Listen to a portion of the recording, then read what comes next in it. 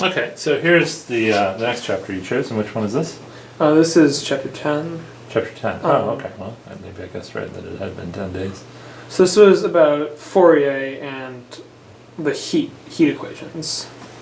Oh, nice. Okay. Like how if you put a heat source like here, how does the heat kind of spread out? Yeah. So I thought this was interesting mainly because this is kind of the first instance of more than one variable being taken into account.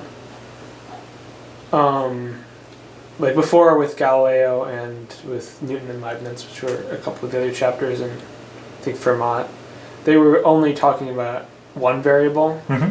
But here you have to think about how like heat's going to spread out. Yeah. 2 directions and even in 3 directions. I don't think they went into detail about 3 though.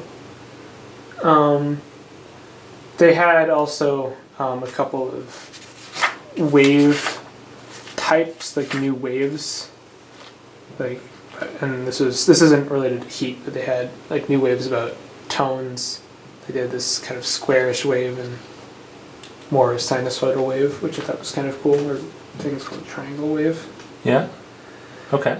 So it's again a lot of new things here. All right. So one new thing was the adding a second variable, and this is a neat chapter. What were some of your like takeaways besides the new things? Did they talk about how Fourier? Sorry, not Fourier. Fourier. How Fourier thought about this? Might have, but I don't quite remember it. Why did waves come into thinking about this? Do you remember? Did you take? I think that?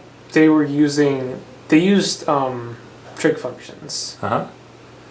I don't remember. They might have used. I think I saw a Taylor series over here. That might be for a different wave. Unknown caller. Sorry. Yeah. Keep getting the updates, the coronavirus updates. All right. Well, that's all right. So, yeah. So Fourier was like, "Hey, I think I know how to solve this if it was a wave." Mm-hmm. So it was kind of combining sine waves. That's what it was. Yeah, and so that was an amazing insight of saying like I know how to solve this problem if it was a wave, and so let me try to figure out how to solve it if it's not a wave, and then the way I'm going to do it is by what?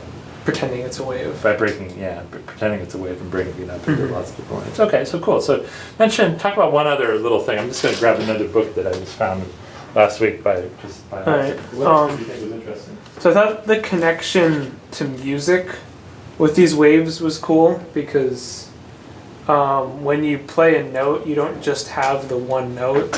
You have what are called some like overtones.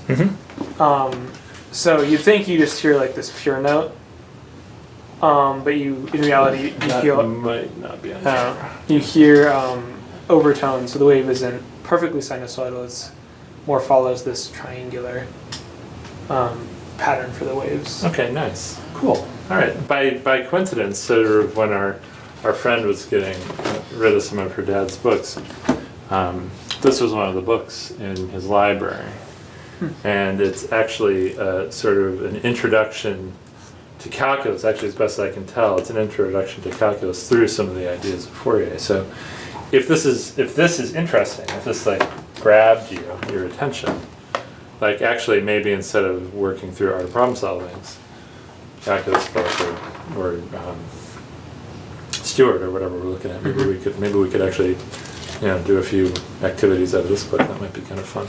This looks like a really neat book. All right, cool. Good job, hon. Thanks for going through this.